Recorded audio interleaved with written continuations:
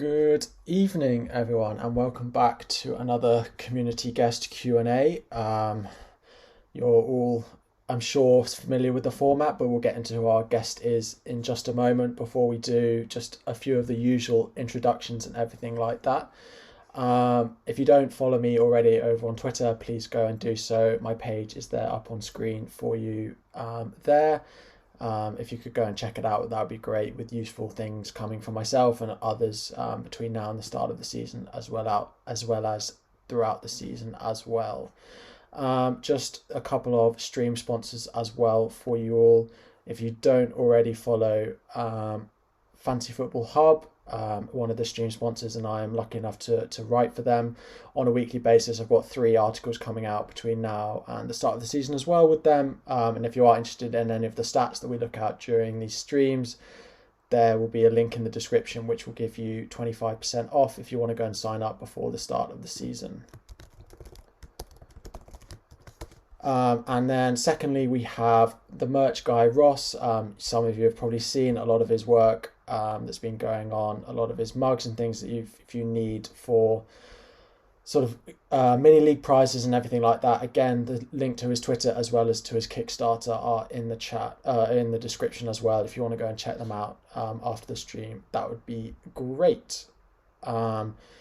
So next, just final thing before we introduce our guest, if we have a look at the sort of league that we've got for you all, the YouTube only league. So this is a league that I'm running which is only for you guys on YouTube. It won't be available for anyone on Twitter, only for you guys who are subscribed over here. As you see, the prizes on there, there's monthly, bi-monthly, and then that overall prize, getting that Fantasy Football Hub membership and a mug from FPL merch as well, and then a spot in the hot seat. There we do have quite a lot of you already joining the league. If we just have a quick look, quite a lot of you already in there wanting to have a go in the league. So if you aren't there already, the code is just there on screen for you already, so make sure you go and join it. That is up there. So that is all the introductions that we've got. Let me introduce you to our third guest. So Andy, FPL Mode, as many of you might know him better. His page is on there. His link is in the description as well to his Twitter. Part of the well-known Wolf Pack, as I see some of you in the chat already from there. Evening, Andy. How are you doing? Yeah, very good, mate. Yeah, thank you very much for having me as well. No problem. I think we'll get straight into it. So I'm going to put your team up on stream now. There we go. It's up there for you. Do you want to talk me through it quickly before we get going? Yeah, no probs. Well, my main thing basically is that I was really wanting to make sure that by game week 3, I had De Bruyne, Salah, and Bruno all in my team, because I think those big hitting premiums are the most important thing at the moment. And I wanted a way to not wildcard early, because I really want to be able to save that wildcard for a little bit longer. And I wanted a way to be able to get to those without taking hits and have a bit of money to play with after. The only way I could really see about doing that was to have Aubameyang, Salah and Mane in my team, which does mean that I'm sacrificing a bit of funds elsewhere, but it does mean that I can move off of Aubameyang and Mane within 2 weeks and have that ideal midfield of Salah, KDB and Bruno by game week 3 without taking hits and without using my wild card. So my whole team is formed around making sure that can happen by game week 3. Are there, apart from, I suppose, then following on from that, you can have Alba, Salah, and Mane, your 3, so then you can afford those. Who else is gonna? Do you think is gonna be in your game week 1 team when it comes around?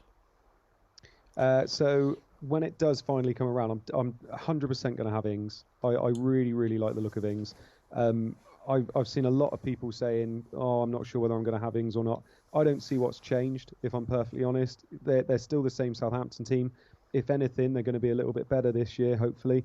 So I can still see Ings doing very well, and I feel like Shea Adams is going to be somebody that's going to help his game rather than hinder his game and take goals away from him. I think Ings will play better with a partner. I'm really torn on that 5.5 midfielder slot. I want to have Saint Maximin, but at the same time, I'm feeling like, actually, Newcastle don't score a lot of goals. Is he going to be contributing a lot of goals? And if we're thinking about what assists he's going to get, who's he actually going to be assisting at the moment? Because Joel Linton's an absolute donkey up top, and I can't see him scoring a lot of goals this year. So I'm tempted to go with Armstrong and do the double up with Southampton, which doesn't feel right, but I do feel like Armstrong's the best pick. And then it's whether I go for Souček over St. Maximan at the moment. The only thing putting me off Souček is obviously game week 1's lovely, but after that it looks pretty horrific. So that's the only reason putting me off. The rest of them, I've got a lot of 4.5 million defenders in there. Trent will definitely be in my team. Saliba, it's a wait and see at the moment. I was hoping he would play in the Community Shield and he didn't. And obviously with Martinez signing, I'm hoping they play 3 at the back. If they play 3 at the back, I think this Arsenal defence could be great value. But it's a wait and see for me. He could easily become someone like Lascelles or Lamptey instead. I think Vinagre's pretty nailed in there. I think Justin could be in there as well. Mitchell's in there at the moment, but again, he's 50-50 whether he's going to stay or not.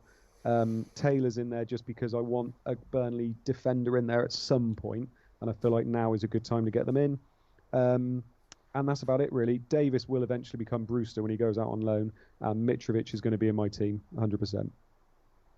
Yeah, sounds. I'll go through mine before I've got questions on a few of those. Just in the chat, Jamie Jackson is saying, and I saw it earlier, that St. Maximin played up front today because of the lack of striker options that they've got. So if it comes around to game week 1 and they don't have anyone, and Andy Carroll, they can't rely on him, then I think he probably is a good option at 5.5. But I'll put mine up on screen now, and I'll just have a quick chat through that.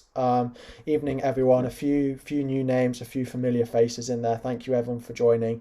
If you don't already, can you make sure you hit the subscribe button and the like button as well? Would be really appreciated if we can try and hit 20 likes on this video and try and get as close to that 500 subscriber mark as well. Would be really appreciated. Thought I better turn a light on, mate. Sorry about that. That's all right. So just to sort of chat through my team, there are definitely going to be questions about a few of these players in here as we go through. I've currently got Ryan in goal with Walker-Peters. That's been something that's different from the last time we streamed. I had McCarthy in goal, and then I can't remember who my other 4.5, I think it was Justin, but I'm not set on that Leicester defence at the moment. And I actually think Ryan is a really good long-term pick, and I plan on playing my wild card late. And although his opening fixtures aren't that strong, I quite like what he can bring long-term. Vinagre, the same as you. Trent, the same as you. And then my bench at the moment is Taylor. You have to have a Burnley defender. I see they kept another clean sheet again today, but I just think that you've got to have one of them at 4.5. And then my 4.0 at the moment is Johnson. Currently, he's probably the 4.0 that I think's most likely to be good long term. I know we've got Mitchell who's going to start the season, but when PVA comes back, might lose his place. And then the right back as well, we've got Ferguson. But I think Johnson for now is the one I've got, but we'll see. That could easily change. My midfield is quite big. I've got Salah, Aubameyang, Dele Alli, Mason Greenwood, and Souček. I think Ali is one I think a lot of people will question. And then my front three of Werner, Che Adams, and then Chris Wood, another differential in there. I think where we'll start is this Dele Alli pick. I think a lot of people are going Son and Kane. Their ownership, I don't know if I can get it up, is much, much higher than Ali. But my thinking was and I'll get your thought on it, is whether with having Højbjerg in the team now to play that proper CDM role, Ali's not going to, in my thinking, he's not going to have to play that holding role that we have seen him do at times. And we know how lethal he can be getting forward. So I just think at 8 mil, they always say you've got to have maybe 1 or 2 differentials in your sort of game week 1 team. And at the moment, that is it. Everyone's saying I've been watching the All or Nothing documentary, and that's why I put Dele Alli in. he was in before that, but yeah. What are your thoughts on the Spurs assets? To be honest, my whole thoughts towards the Spurs assets are governed by the fact who their manager is. Like, their manager Mourinho, all he's about is clean sheets. He wants that clean sheet, and when they're 1-0, 2-0 up, that's all he's going to think about. He's going to think about the fact that he wants that clean sheet. He wants to make sure they finish 1-2-0, because in his mind, if they win 3-1, he's not getting that resilience from his defence that he needs. I do really like the Ali pick. I think that's a really good differential to go the season with. And actually, I do completely agree that I think Højbjerg's going to do really well for their team as well. Hmm. Um, I would worry every week that you're looking at that team and Dele Alli's in front of his own 6 yard box as opposed to, being up there and actually chasing those goals, which is what you would really want. Yeah, I suppose if you're saying that they're a strong defensive unit, there's one player which I think is be had a lot of talking about at the moment, and that is Doherty. I put out a poll which got about 1,000 votes on it, which is great, which said more about 45% of people find him less appealing now he's at Spurs, and only about 20% find him more appealing now that he's at Spurs compared to he's at Wolves. Are you more or less likely to own him now? Less likely, I'd say.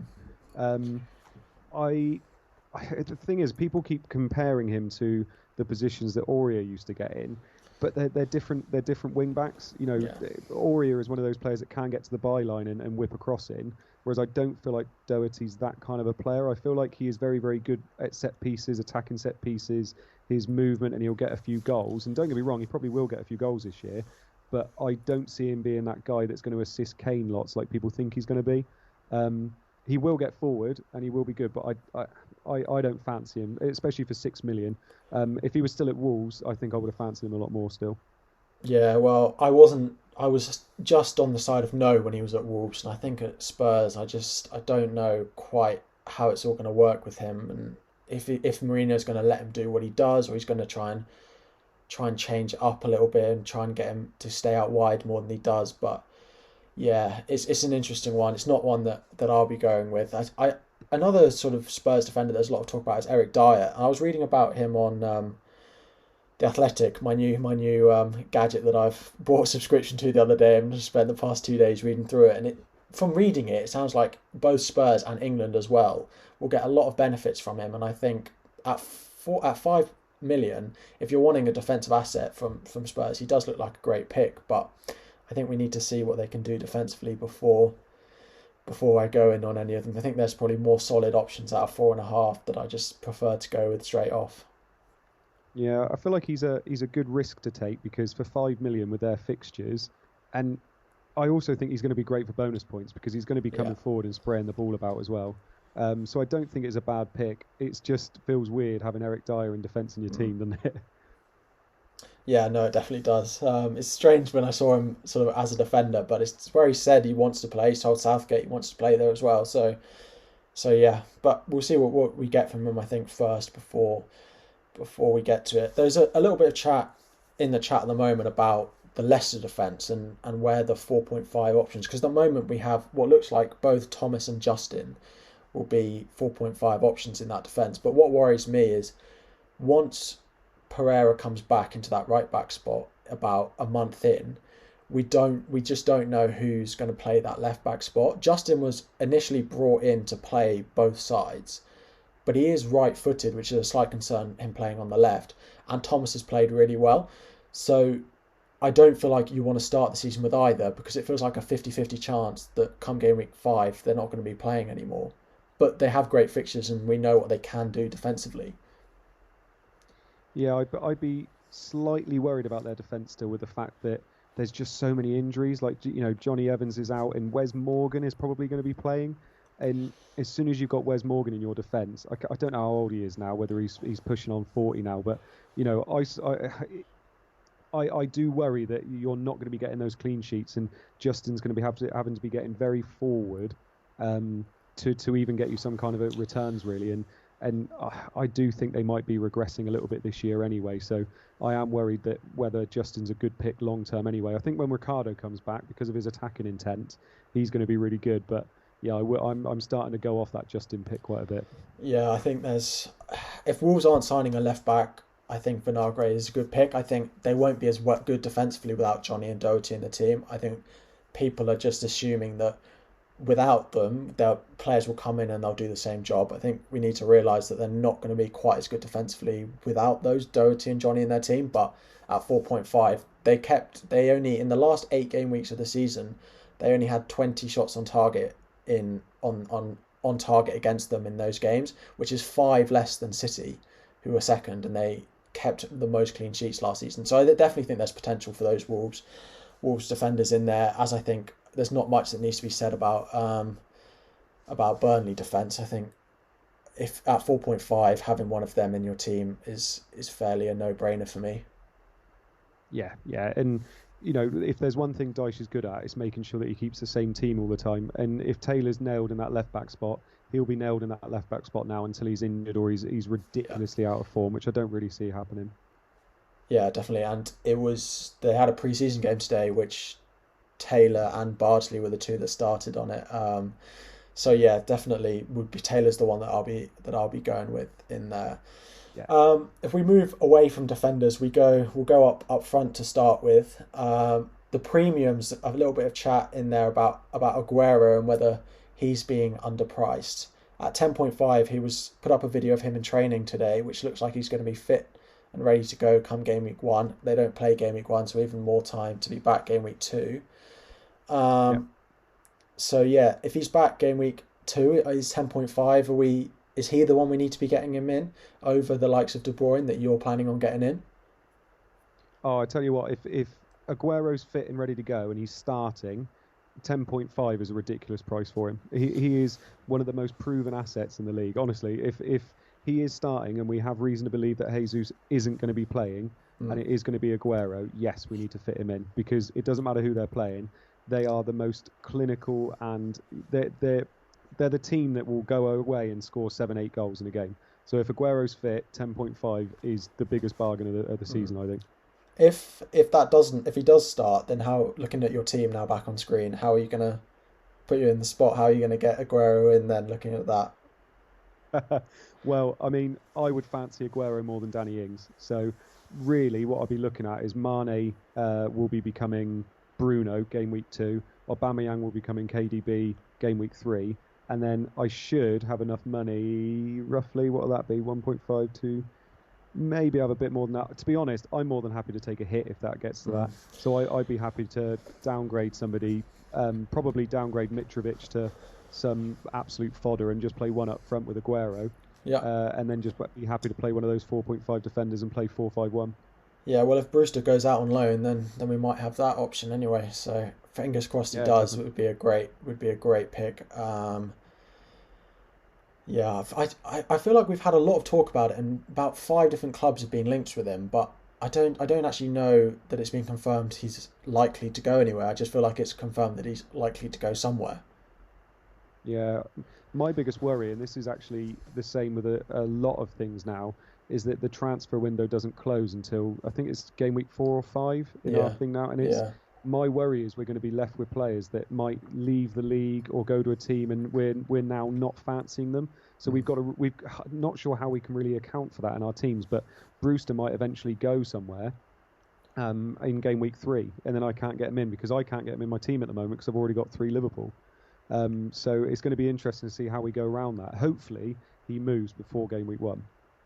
Yeah, well, this is the thing. With me at the moment, I've only got 2 Liverpool, so I can have him. I've currently got 3 forwards in my team, but Greenwood's an interesting one when we come to that, because with the talk of Sancho, that talk's likely to go until the deadline, and it will keep on going until after the game week 1 deadline's passed, which is a bit of a worry for me, because if he isn't going to stay, then, well, if Sancho's going to come, then we're going to have to look elsewhere on him. But he is currently my Man U asset. I think I just love his price at the moment. Yeah. Have you got a United asset in your team at the moment? No, I don't. You're getting Bruno. Like I said, my whole thing is that hopefully I'll get that Bruno, and then I'm more than happy. Really, rather than getting Aguero in, because I'm still not sure what's going to be happening with Aguero, it's more likely that Ings will become Martial. Okay, that's an interesting way of looking at it. A few Wolfpack questions for you, just to spice up the middle. We'll keep the FPL ones to start with. Do you play the game for overall rank? What impacts your decision making, overall rank or to win a league that you're in? To be honest, it's just overall rank, because I think if you're doing well with your overall rank, you're looking after your leagues anyway. There's only so many times you can finish kind of top 20k and not be winning leagues or in the top of the league anyway. So yeah, it's usually overall rank, and then the leagues go after that.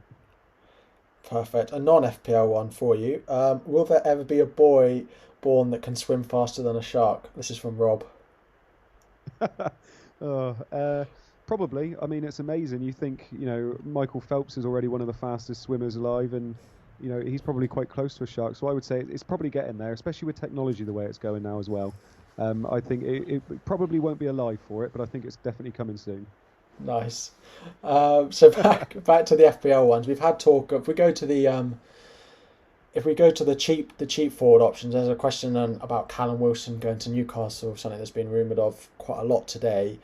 If we look at the sort of seven, I can throw in my Chris Wood pick here. If we look at the sort of forwards under 7 million, you've got Mitrovic in your team at the moment. Is he set to be your cheap option? Yeah, I think so. I love their fixtures to begin with. I feel like he's a talisman for that Fulham team. I can't see any others that I like at that price range. I looked at Bamford for a little bit, but he's not the FPL asset you're after. And with Rodrigo coming in as well, I fancy him even less. And Mitrovic, he got 26 goals last year, I think it was. And, Fulham aren't going to score a lot of goals, but when they score goals, he's going to be involved. I'm seeing him scoring, 50 goals maybe this year, and if he's got a hand in one out of every two, I think he's going to be a good asset for us this year. Yeah, I think the Bamford one is right, and I don't like queries asking if we like Rodrigo at 6 million. I don't like him either particularly. I don't want to go with either. I think Yeah, their fixtures aren't good enough to start with anyway. If I get the sort of fixture ticker up, they're too low down on it for me. The one that I've got, and we can see about it, is Chris Wood, and I think Burnley's fixtures are fine if you can navigate the blank, which is a difficulty in itself, especially when people are trying to bench United assets. But some of the stats that I was looking at for him, so he's been in the league playing for Burnley for 3 seasons now. Across those, he's had a return on about 41, 42% of all games he's played, which is pretty good seeing he's 6.5 and he's been in the league 3 seasons.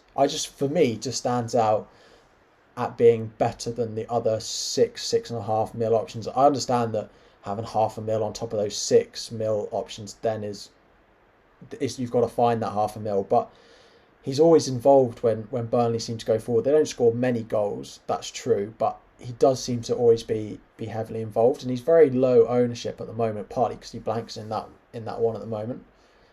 Thoughts yeah. on Burnley going forward? The other one is Goodmanson in midfield is only 5.5. Seems to be on all set pieces for them as well down that right hand side. Yeah, I think I always struggle owning those Burnley attackers just because you really can't trust how many goals they're going to score. They love the 1-0 wins. To be honest, they love 0-0s. As long as they're keeping those clean sheets and they're rigid and they're solid, that's their most important thing. I would say their biggest priority. Um, Goodmanson, I'll admit I haven't looked at all. He doesn't seem to be able to stay fit. He is good when he plays, but he doesn't seem to be able to stay fit for any length of time. It's it's a shame West Ham start is as it is, because I think Antonio would be that perfect pick as well. I'd be very, very torn between Wood and Antonio, and I think Antonio would probably get the nod for me, mainly because I owned him when he scored 4 goals against Norwich last year. But I do think he would be my pick out of them. Do you think he would still do okay, despite his fixtures? Yeah, he has. I mean, there's a chance of it, but I just think that there's probably better options. I was listening to the Who Got the Assist podcast today, and one of the things they were talking about is the form versus fixture debate, and that we can go on all night about that. But one thing that came up is when you're going for a cheap option, it's fixtures, and when you're going for a premium option, it's form, which I think was quite a nice way of summarizing it. So when we look at the sort of when we're looking at those cheap assets, it's those lower price assets. It's got to be the sort of fixtures that I need. I need to be the best way to start it. To be honest. Yeah, yeah. No, I do agree with that, to be fair. And if you look at it like that, I suppose Wood's got much better fixtures than Antonio.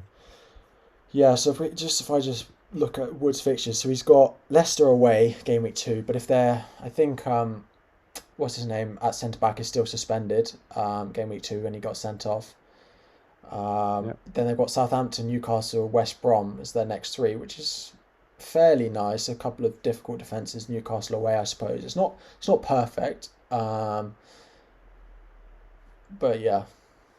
I just think I think it's a tough price point. I had Mitrovic in my team because of the fixtures there, but it's a tough one at that price point. I've got Che Adams in there as well, 3 up front in the first time I've had that in a draft practically all season. Yeah. But yeah, I think Che Adams is an interesting one as well. There will be one of them. We know there'll be one that does well at the start of the season. It's just knowing which one it's going to be, to be honest. Well, I suppose the only other one we could talk about as well is Ayew for Crystal Palace, because especially with Zaha and Eze now, supplying him a little bit more, they always seem to go on good runs as well. I do think they struggle at the beginning of years, and it tends to be around Christmas time they do well. But he is somebody that's got proven pedigree, and he has done well. Yeah, I agree. Isn't it? Is it Bricky that's got Ayew in his draft at the moment? Is a big Ayew fan. Oh yeah, in every draft, I think. Yeah, I think I know that Yeah. from somewhere from him. But yeah, I definitely think with their new creativity, he's their striker at the moment. He's the one they're going to need to put the ball in the back of the net. So I definitely think Ayew at 6 million is another good option. Their fixtures are pretty mixed to start the season. Nothing dreadful, nothing amazing. So yeah. A couple of questions. So I've been asked why Adams over Mitrovic at the moment. This is a tough one. I just try to not go with newly promoted teams as a sort of rule in my Game Week 1 team. I just never know how they're going to start the season. I prefer Southampton's fixtures slightly over the first few. It's a pretty 50-50 call at the moment, but I just sort of know that Che Adams won't get sent off, but Mitrovic could. A small factor, but those sort of bookings and stuff for Mitrovic, the sort of -1s you're probably going to get more often than you're going to get with Adams, although the rotation aspect for Adams is much higher than you've got with Mitrovic. So it's a bit of a trade-off at the moment. It's not something that I'm set on at all. But those fixtures, and we know what... I'm scared of not owning Ings, and I can't afford Ings, so I went with Adams as the next best option, which is never a good way to play the game, to sort of try and shield yourself, but it's what I've had to do at the moment. When you just got that open there as well, mate. Yes. What do you feel about the FDR? Like, because I always feel like looking at those there, I'm only looking at the colours, and I'm not looking at the actual opponents and how they're going to do against them. I know I play NFL as well, NFL fantasy football, and they always do difficulty for an attacker and difficulty for a defender, because I think they're two completely different things. And how much do you use it, or do you use another site to get your fixture difficulty ratings from? I use it to an extent. Like if I'm just having a quick look, if I've see someone who's got 3 reds, then I'm gonna be like, fine. I use the Fantasy Football Hub one quite a lot because you can filter between attack and defense. So you can have a look at what's best for your attacking assets and best for your defensive assets, which is good, and it changes. Someone like a Burnley fixture, for example, is quite good for your defensive assets, but not good for your attacking assets. So it filters things like that in. I do think that the FDR does need improving, but it's quite hard for them to do from an attacking and defensive point of view. But they just need to update it more frequently, because they've got something like Southampton at home and Newcastle away, for me, are probably not the same fixture difficulty. But I just think it needs to be updated more. I don't use it sort of that much. I have a quick glance, and if I at someone who's got good fixtures, then I look more into it. But I think people think, especially people who don't pay nearly as much attention, can definitely get drawn into what could look like a good run of fixtures on that, or a bad run of fixtures on that. But there's a lot more to it than just what we've got on there. Yeah, definitely. That's especially for people that are potentially new to it as well. Yeah. I think they can get really, really swayed by that FDR. And like you just said, you could look at it and see, swathes of 3s and 4s and think, oh, that's really bad. But when you actually look at it properly, it might not be as bad as you think it is. Yeah, exactly. If we look at Wood, for example, Game Week 2's got Leicester away, which is a 4, which is, I just think, stands out as an error generally, because we know they've got injuries, right back and then centre back both injured for them. It's probably not a 4. It's probably going to be the same as playing Newcastle away. They're looking at their defence at the moment, so yeah, there's definitely issues with it, but you suppose you can't keep updating it regularly, because then it will take too much. But it's definitely worth looking at it more than just the colours that are there. But the colours are very eye-drawing, so you get drawn into it quite a lot. They are, and any team with Wes Morgan should definitely not have a 4. FDR of 4. It needs to be a 2, definitely. That's true, but they did keep a couple of clean sheets at the end of last season when he was playing. But no, I agree with that. Yeah. Yeah, I just keep thinking about that Bournemouth game. Yeah, that's true. That is true. Yeah, yeah, They did have a red card there, but yeah. they did. A question we've got, just a sort of plain comparison: a trio of Mitrovic, Adams, and Werner, or a duo of Ings and Werner. So I suppose you then can have to downgrade elsewhere. I think we've both got, looking at our teams, we've both got different answers to this. I like having Mitrovic, Adams, Werner sort of as a trio. I think Werner especially is a great pick. You'd probably go with Ings and Werner as a two. You'd rather have Ings than two others. Yes, yeah, yeah. But to be honest, I think if you can get Ings and Werner, and the rest of your team still looks okay, I think that is a solid two to have up top. Because Ings, I can see just being very, very consistent again, and Werner, you've got the risk and reward. But I think if he starts really well and starts the season on fire, you could have a perfect two that you're not going to have to change for quite a while there. Yeah, definitely. Brecky's saying that he doesn't actually have Ayu at the moment. He's done okay for him last year, so he's on the watch list for sure. I actually, a little claim to fame, I put out a tweet at the beginning of last season, which was that Ayu is a good option. I got laughed at for it, but it turned out not to be so bad in the end. It was a good price last year on that. Another forward option that we've got here is Martial, Mitro, Werner. I think. Is Werner in your team at the moment? No, so I suppose no. So how come you're going without him at the moment? To be honest, it's just to do with money. It's just to do with the fact that I've got, Aubameyang, Salah, and Mane in midfield, and I just can't stretch to having Werner up front as well. Yeah. I really like Werner, and I think he's going to have a really good year. But I do think Chelsea are going to start quite slowly. I don't think he's going to integrate them quite as quickly as we think they are. Potentially, they could have 6 or 7 new starters in their 11 in that first game, and I cannot see it going very, very quickly. I could be wrong, and I'm taking the risk. The problem is Werner's owned by about 40% of people, so if I get it wrong, I could be in a lot of trouble. But he's only 1 million more than Ings, and I'm going to have 1 million free after I downgrade Mane to Bruno anyway, so I could make the move very quickly if I needed to. But Chelsea are very hit and miss with their strikers. I mean, you're a Chelsea fan, aren't you? How do you see Werner fitting in? I think there's a couple of things, which is why I'm quite happy to pick him at the moment. I think the first one, he's actually been with the squad a long time. He's been there it will be 2 months since he joined the squad to when he plays his first game, which is quite a lot longer than your normal signings, which would hopefully help the integration and the sort of way he plays with them. And I actually think the other thing which I quite like is people are quite focused on people who don't have him think Brighton away, Liverpool at home. Okay, they're not the best opening fixtures. Let's see how it goes. But actually, I think Werner, if we watch how he played in the Bundesliga, he very much liked to get in behind and he'd like to use his pace where he can. And actually, Brighton and Liverpool are two teams who notoriously play quite a high defensive line, especially Brighton at home as well. Won't want to sit back too much. So I actually think those opening two fixtures suit Werner more than something like West Brom away and Crystal Palace at home in game weeks 3 and 4. So I think 9.5 is a nice price for him. I think the Chelsea assets have been priced fairly favourably this season. I can see why people don't want to go with a new signing, and normally I don't. Normally I try and sway away from him, but my Chelsea fanboy in me got a little bit ahead of himself, and he's been in there for a fair few weeks now. But I hope we didn't look good against Brighton actually in our pre-season game at the weekend. We didn't look nearly good enough. Werner was fairly involved, Ziyech as well, which was good to see, both pinging passes around.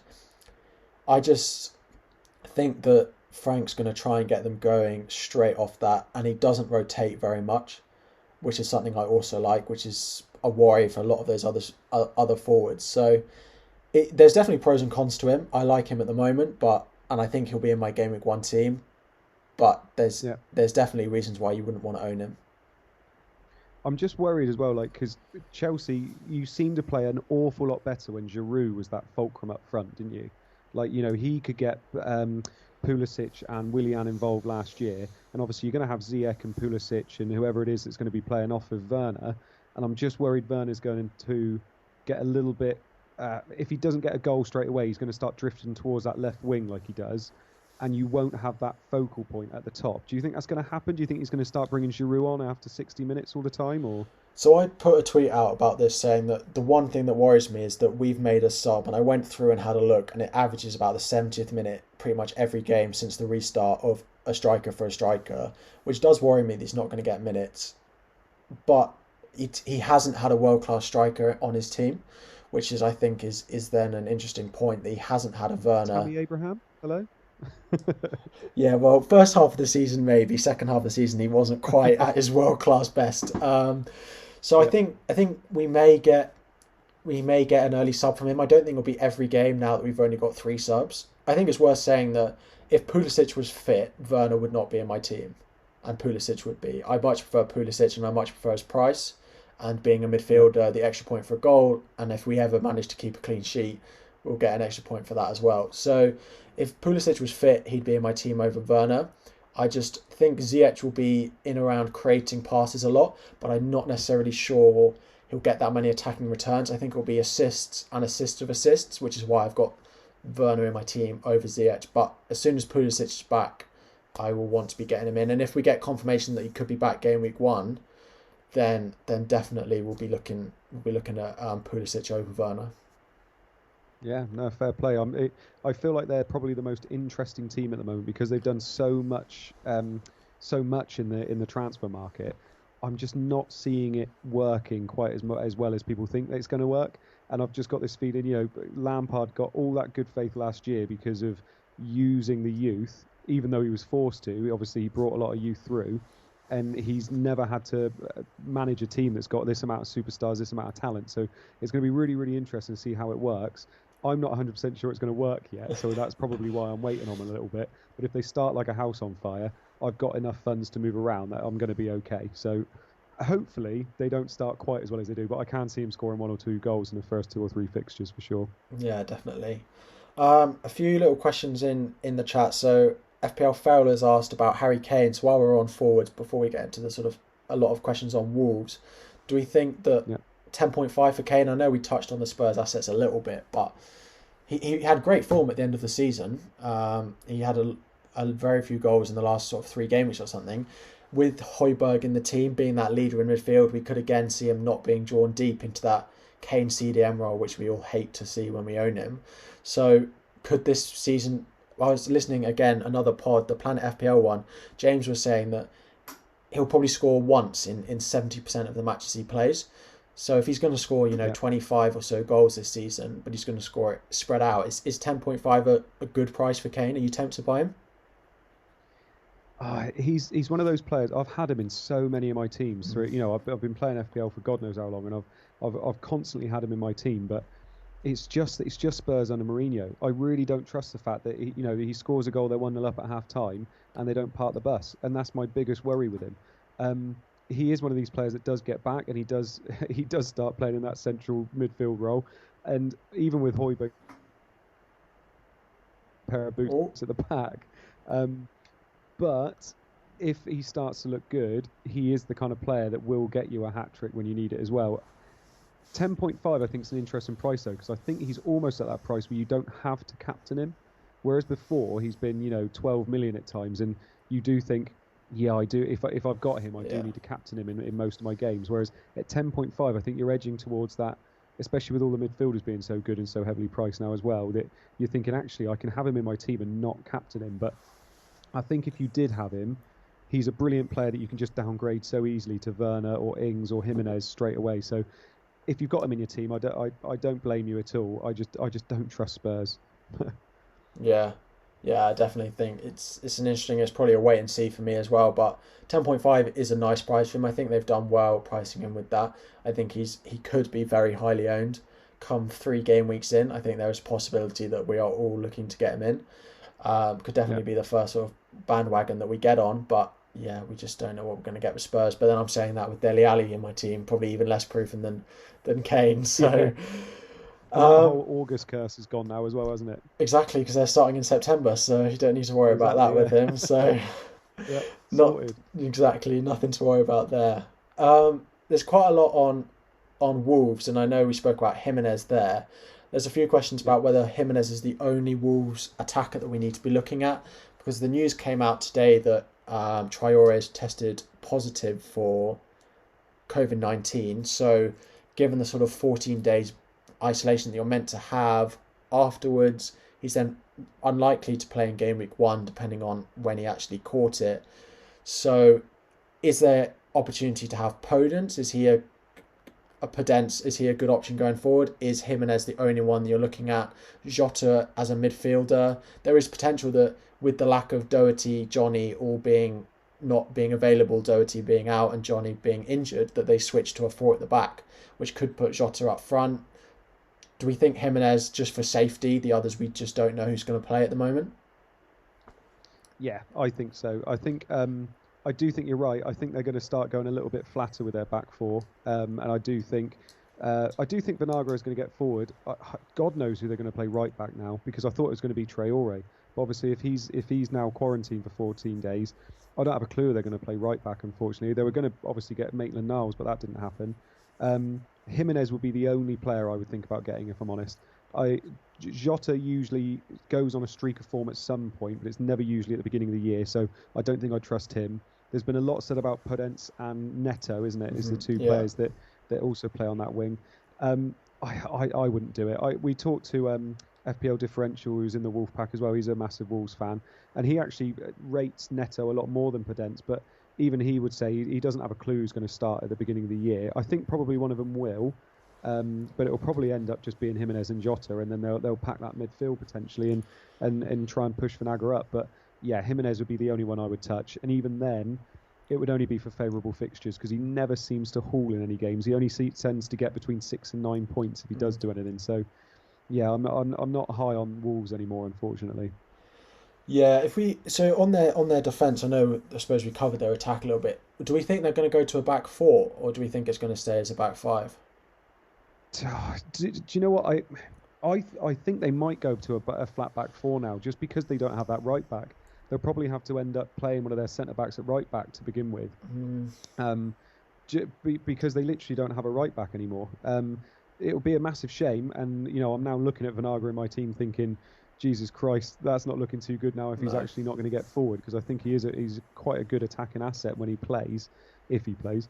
But yeah, I've got a feeling they might go to that flat back 4, and someone like Saiss might have to play right back.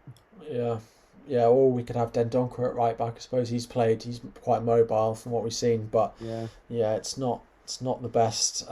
Evening, Andrew Martin back from football training has come to watch you. Oi, oi.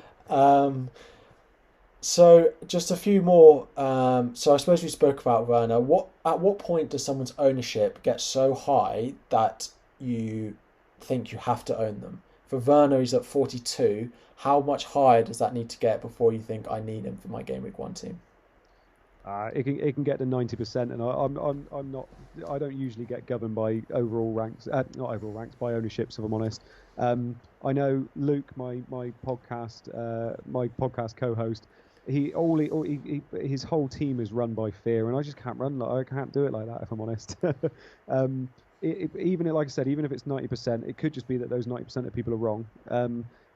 If I see him play and he looks good, then yeah, I'm happy to get him in. But I'm not that fussed. Even if his I keep saying overall ranks, even if his ownership goes up that high, I'd have to see him play and see whether I'm happy with it, the way he plays and the way Chelsea are playing before I get him, I think.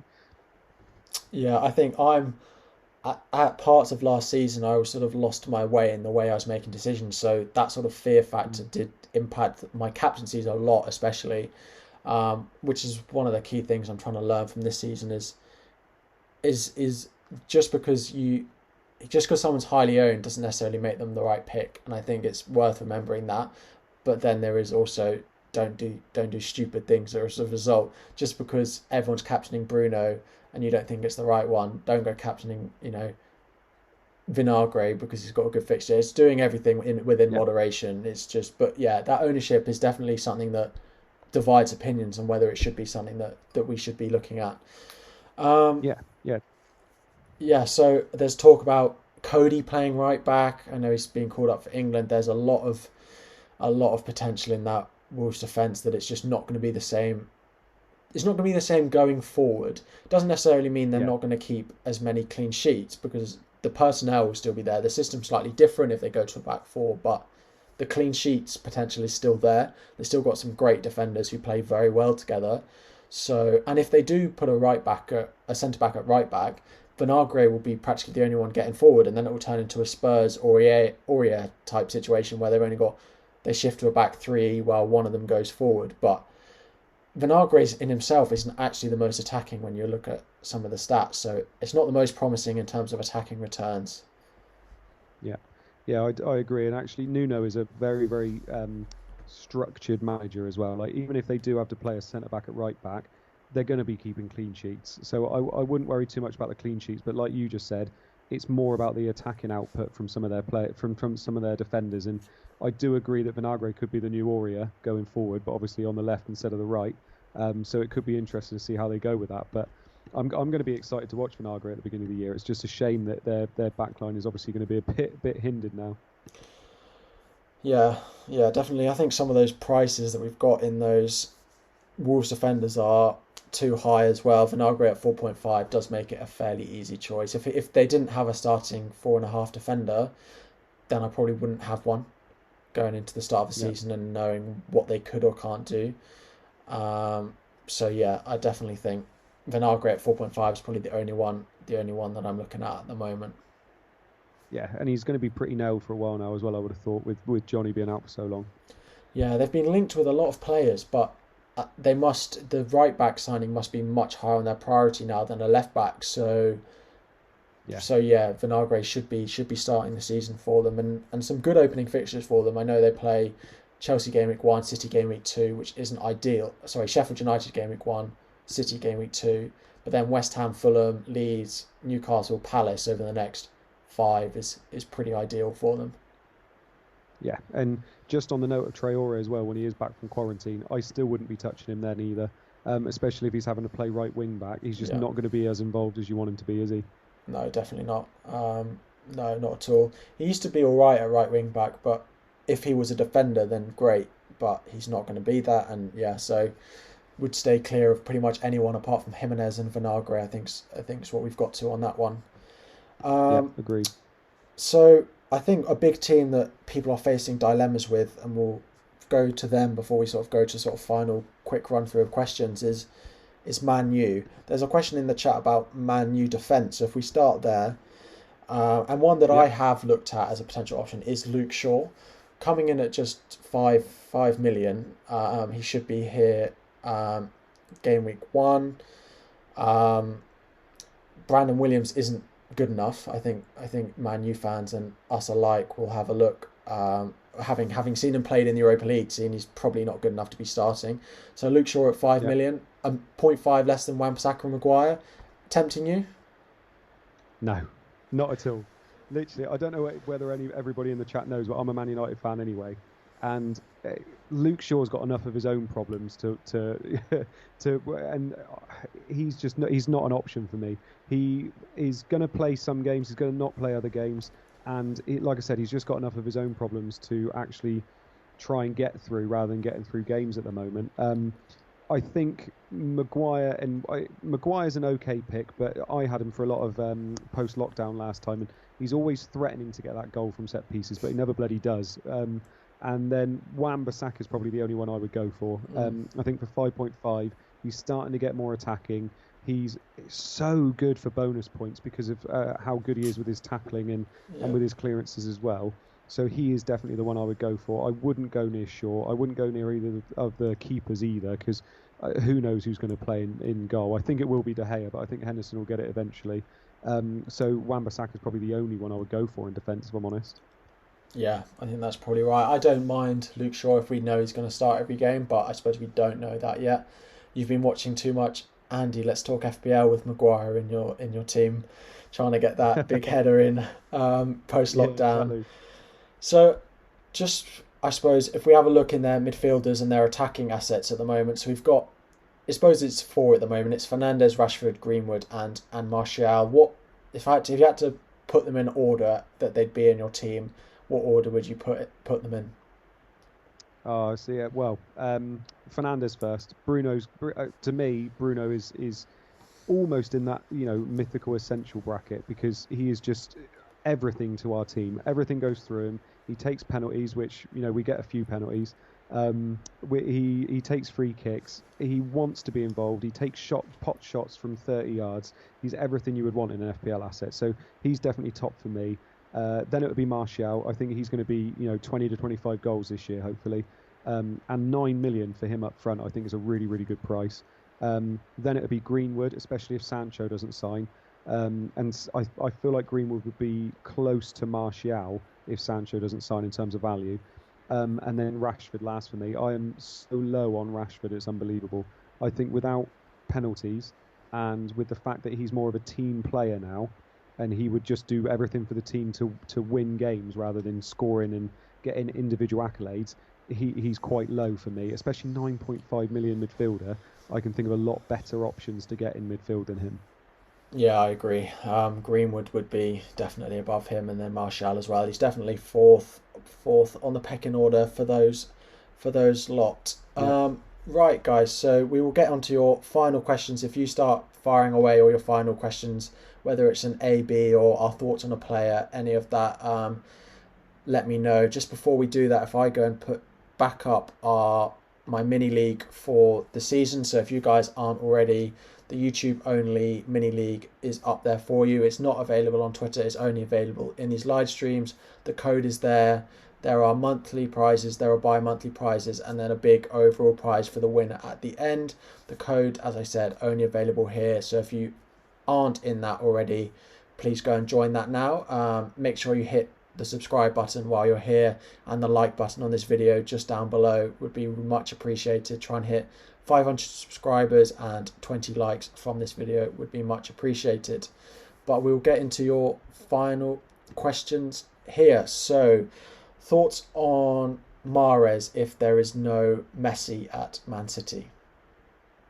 Yeah, I love him. Absolutely love him. The only issue is if you're going to get Mahrez, you've got to keep him, and you've got to hold him for 8 to 10 weeks. You can't just bring him in for a 2-week spell and hope he plays. He will get you returns. It's just that he's not going to get you returns every week because he's probably not going to be playing every week. Yeah, absolutely. And I think I tried to predict him at last season. I did it once where everyone was bringing him in and I brought him in and he got 17 points, but then the next game he doesn't play. So I think he's one of those players, you bring him in, he doesn't start, don't get annoyed with him for not starting. That's what you're buying into. So then just sort of wait on him as long as you can, because those attacking returns will come. We know what he's capable of. Yeah, definitely. Harvey Barnes. So quick talk. We haven't spoken about Leicester very much. Harvey Barnes at 7 million or James Maddison at 7 million? I would probably go with Maddison based on the fact that he will play most games, whereas Harvey Barnes, it depends on their system. I feel like when they don't play with wingers, obviously Harvey Barnes won't play, and that does happen every now and again. And Maddison, I quite like. I think Maddison's going to be starting to play in that number 10 role a little bit more, as opposed to that central midfield role. So I think Maddison's going to have an okay year this year. So I'd probably go with Maddison over Harvey Barnes. Yeah, I'd agree. I think it's worth noting that Maddison is currently minorly flagged at the moment, Yeah. but if they're both fit, Maddison definitely the one for me. I'm thinking season long, not Yeah. game week 1, by the way. Yeah. If we are looking at Spurs defenders, would you be going with the cheap option in Eric Dyer or the attacking option in Doherty? I would probably be going with Dyer, if I'm honest, to save that extra million. Like I said, I'm not high on Doherty in that Spurs team, so if I'm only looking at the clean sheets, I'd probably go with Dyer, knowing he's probably going to get a few bonus points as well. Yeah, definitely. I would probably be going with Dyer, partly because of the funds thing. Game week 1, we don't know who those budget options are at the moment, so it's very hard to fit all those premiums in your team. That I think Doherty over Dyer is such a luxury that we don't need to be affording. You don't need to be going with at the moment. I suppose the other one is Ben Davies. Is he 5 or 5.5 now? He's 5.5, I think. 5.5. Or he might be 5. No, yeah. Yeah, he is 5.5. No, he's 5. I suppose in that left back spot. Yeah. But I just like, I suppose I'd say Dyer with the sort of bonus points aspect of it is probably the one I'd go for out of the two. Yeah, and Dyer won't be crossing the halfway line, will he? No, none of them will. It will be going to a back three with both of them in there. So, best budget midfielder. So we're looking at Podence, St. Maximin, Armstrong. We'll throw Souček in there as well. I'd probably be going with, if St. Maximin's be playing up front, I'd probably go with him. If not, then I'd probably, if I had to pick one, I'd go with St. Maximin as my one cheap best enabler. Yeah, I'd probably go against you there. Actually, I'd rather go with Armstrong. I feel like he's central. He takes shots, and I like the way Southampton play, and they're a lot more attacking than Newcastle. But season long, I think Souček would be my guy. I feel like he's going to be the new Fellaini this year. Yeah, definitely. Season long will be Souček. Will definitely be the one to go for. Yeah. Saka at 5.5. Some of them are saying in the chat. Potentially is a rotation risk with Willian and Pepe both in there, but he does offer a lot. He probably offers the most going forward out of all those 5.5s, but he has the most rotation threat out of any of them, which is the worry for me. Yeah, I think if you could tell me that he was nailed and you tell me he'd be playing on the wing or in midfield every game, I think he could be fantastic value. Yeah. But you're not going to be able to tell me that. So it's a shame, but I think he's a no from me. What would you be going with next one? Where would you be going with if you were going? Where would you go on the Leeds defence? Koch, Ayling, or Dallas, or none at all? Is that how you pronounce it, mate? Yeah. To be honest, I've said this before, and it's literally I'm just biased because he's ex-Yeovil. I'd probably be going for Ayling, because he looks good. The only issue with Ayling is obviously whether he plays in the centre or whether he plays on the right back. I probably would go with Ayling. That Kosh does look quite good, but I don't know enough about him, if I'm honest. I would only be putting him in there as a little bit of a punt. Douglas did play today, so he's someone to keep an eye out for only 4 million. But he's just going to be somebody that's sat on your bench that maybe plays every 2 or 3 games. So yeah, Ayling's probably the one I'd go for.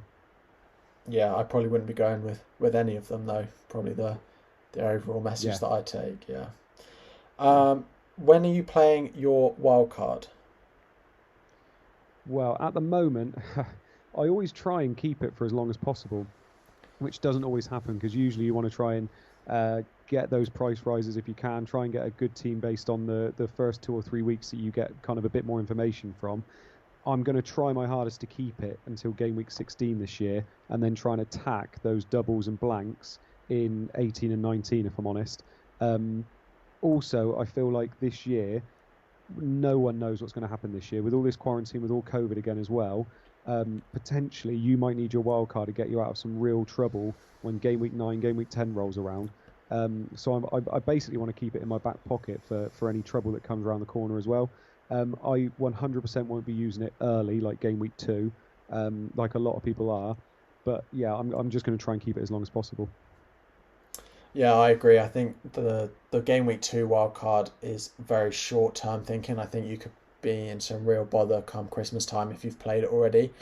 The sort of game week 16 wild card does look like a good option if you can keep it that long, but I'm likely to have fires in my team that need putting out before then, but I want to hold it like you as long as possible. If we can wait till that game week 16 around the doubles and the blanks, then I think you'll really benefit from that, but it's where you are in the build up to it. Have you lost too much ground by holding it that long that you don't make enough of the gains?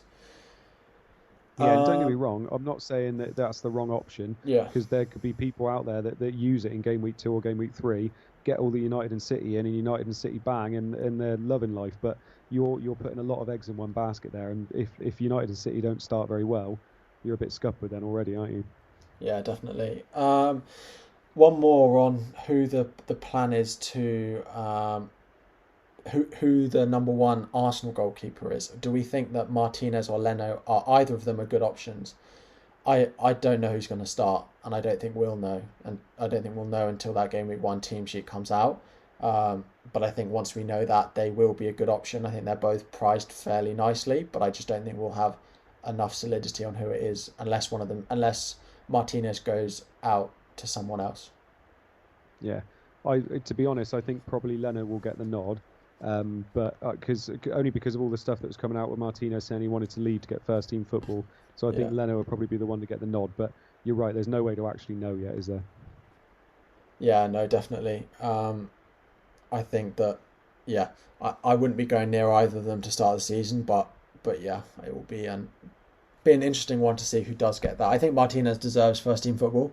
I think he's good enough to get it, so I think it's quite harsh on him to sit on the bench. But Leno hasn't done anything himself to get himself dropped, so yeah. Right, I think that's that's all that we've got time for this evening. Thanks, Quarry. Yeah, if any of you guys haven't subscribed already to the channel, you've made it this far with us this evening, make sure you do, or you're watching it back. Please make sure you go and subscribe down below. But that is all we've got. I'll just put the mini league back up for you there. If you have one more chance to go and join it now, that would be much appreciated, and it won't be available. I think I've said that a few times. It's not going to be available anywhere else, just for you guys on YouTube. But yeah, thanks for joining. Andy, anything you want to say before we head off? No, just thank you very much for having me. Anybody that hasn't listened to our podcast, make sure you give that a go, the Wolf Pod as well. And a massive oi oi to everybody out there. So thank you very much for listening to me ramble tonight. Perfect. Thanks, Andy. Thanks, guys. See you all next week. Cheers. Thank you.